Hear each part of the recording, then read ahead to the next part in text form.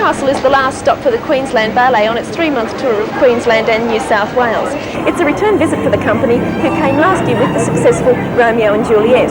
Rave reviews preceded this program, and I think you'll find it's the same story in Newcastle.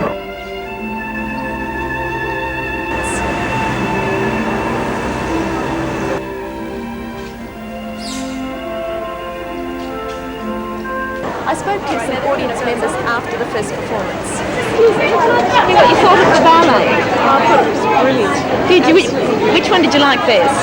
Oh, Happy on Shore. And do you think it'll be a success here? Certainly will. Thank you. Do you think this year was better than last year? Yes, I thought they had a much better performance. I felt this year that the getting the act together with the tape music was better. Maybe last year was their first effort at that. This one I felt was better in that score. And what did you think of the butterfly? Beautiful. I've always been a fan of Offenbach's music anyway, but I really enjoyed it.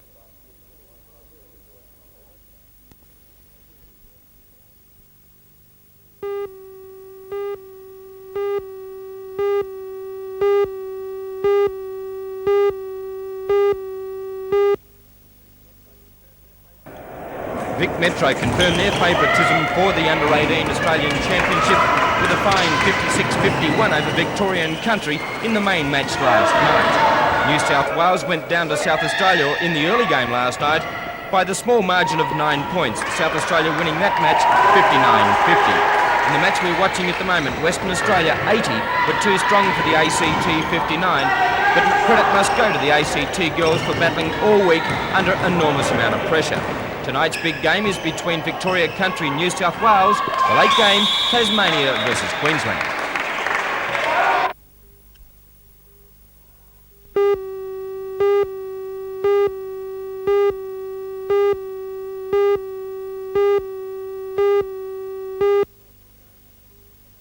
We had the North Shore Games a couple of months back, which I broke 4 records in and got most outstanding swimmer.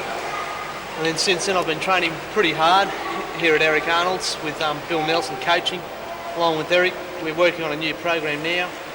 In approximately 7 weeks' time it's off to England for the World Championships, which is what I'm really looking forward to and what I'm trying out for now. The culmination of a life dream, I should imagine. Oh, it's pretty much so. Next year the Olympics, which is all boiled down to what it is. Rob, I should imagine in the situation you are as a quadriplegic that to go over to a world championship such as coming up, that it would be very, very expensive, and a lot of this would have to be financed by yourself. At the moment I'm running a raffle guessing competition which has been financed by a real estate agent in Foster. It's a week's accommodation in Foster. Through the selling of the tickets we raised some money which the Greater Permanent Building Society, Garden City helped me with, Rotary, Lions and my own family, which have given me a lot of support this year again. As in normal competitions, it's my family and Eric and the crew here. Without them I wouldn't be going anywhere. Is there any other swimmers or athletes going over to, or with you to these championships? Yep. We're a team of 30 this year, very small team compared to the Feswick Games.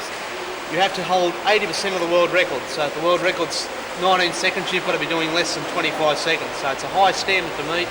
It's a lot of training, a lot of hard work to get there.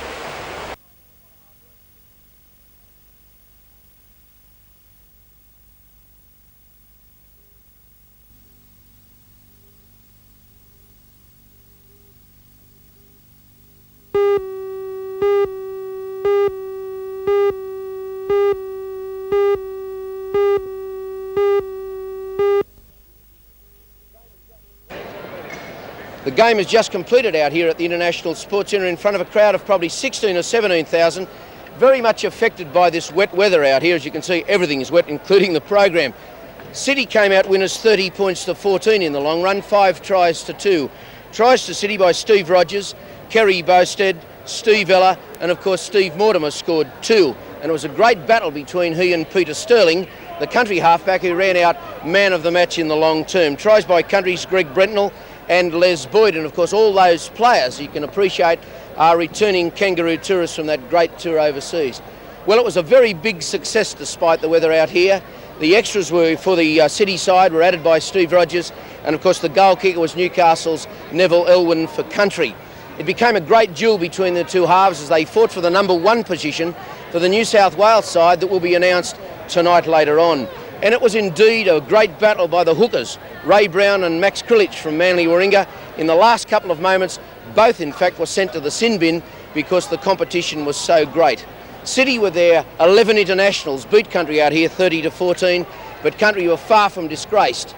The referee came in for much criticism from the crowd, where I was, in the grandstand anyway, and Cole Pearce's reputation as a great referee is still intact. Lee Morn from International Sports Centre. There were great tries. Here's one of them.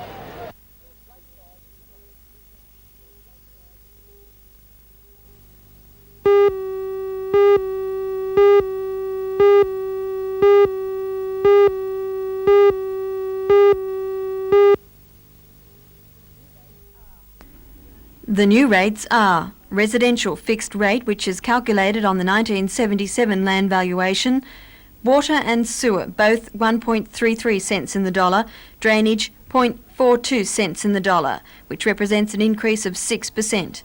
Water usage goes up 12.5% to 45 cents a kilolitre, or for both services, 67.5 cents a kilolitre. The non-residential fixed rate again represents a 6% increase. Water is set at 12.72 cents in the dollar, sewer 15.9 cents, drainage 2.75 cents. Overall, the average consumer can look at a 7% increase in charges with a new system of billing. Dr. Patterson said the board had achieved substantial cost savings by reduced water consumption, and last week the board was instructed to pass on these savings to consumers. So, where are they? It's about the first time in 25 years that the board's charges have gone up at significantly less than inflation rate, and generally they've gone up more than that, so we think it's a turning point. Is that the only benefit?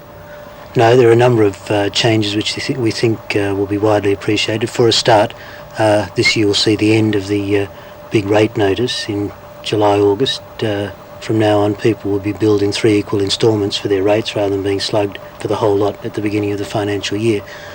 We're also managing to cut out averaging, which caused a lot of people grief last year. That the new water charges will come into effect only after the meter is read for the first time following the 1st of July.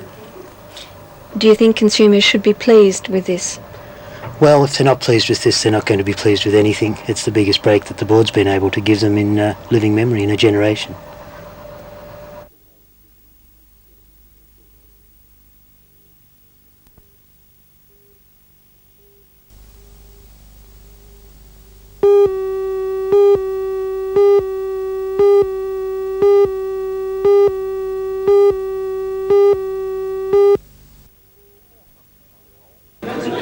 Companies are involved in the meat fair, the aim of which is to demonstrate to butchers how to make sausages the modern way.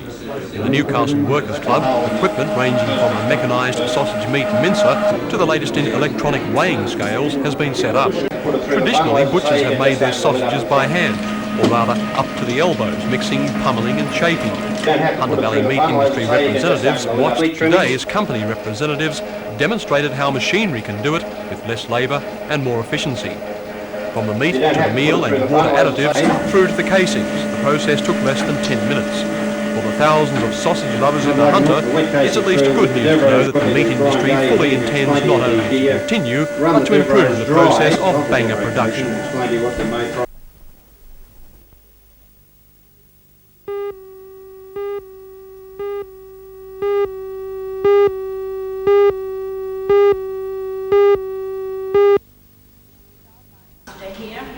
Childminding facilities in the Newcastle area are badly lacking, and the Hamilton Community Progress Association has set out to establish a service that will help most working couples with extended hours for Newcastle's shift worker population. And what we're looking for is a long day care 7 to 6 that will cater for the children for occasional care and long day care. We're also looking and hoping in the distant future that will come to 10 o'clock and maybe far-reaching one to come to 24 hours, which, you know, that's a big, being ideal maybe, but idealistic, but I think it's something we should look for.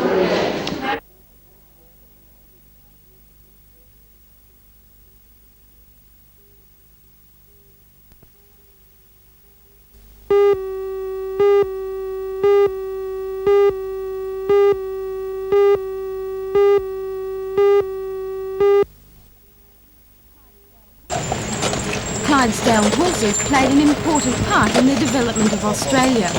In the early days of the colony, most heavy work was done by bullock teams, but by the 1850s, draft horses had taken over. Australian draft horses were generally of mixed origins, with Clydesdales, Suffolk Punchers and Shires being interbred. By 1915, Clydesdales had emerged as a dominant breed, but by then the demand for draft horses had started to decline due to the development of tractors. The Clydesdales did, however, continue to hold their own in the area of transport. Horses clattered steadily through our streets for more than 100 years.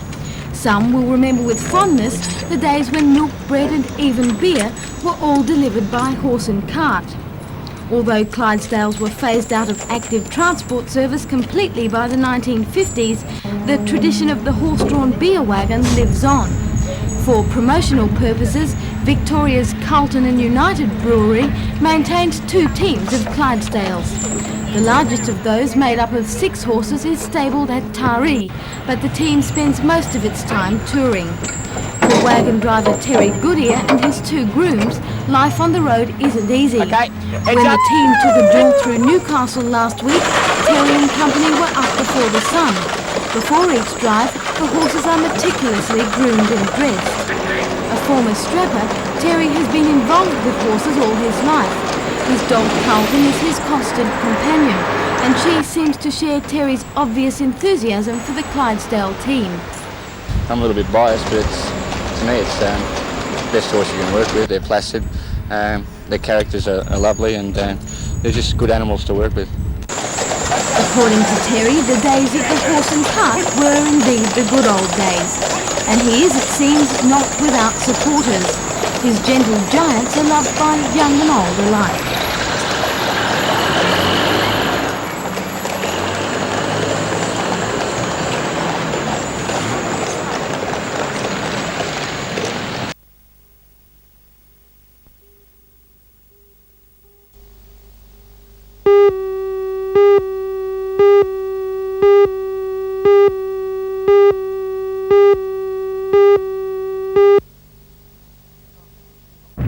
The Newcastle Rescue Helicopter Service has long battled to get its own base ended 3 weeks ago when it was given a portion of land here behind the International Sports Centre at Broadmeadow.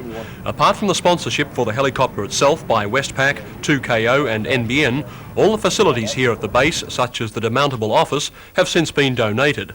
Everything inside, such as the tables, chairs, lockers, a television set and other bits and pieces, have also been donated, often by anonymous donors.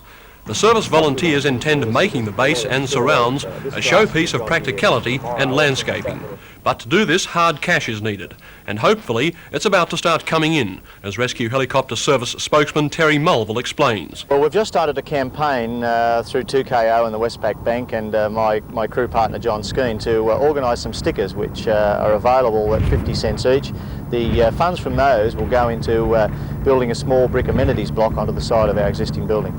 And will this be the only form of income you've got? Yes, it will. The funding that we have from the sponsors goes purely into running the rescue helicopter, and we can't use any of that for developing our amenities.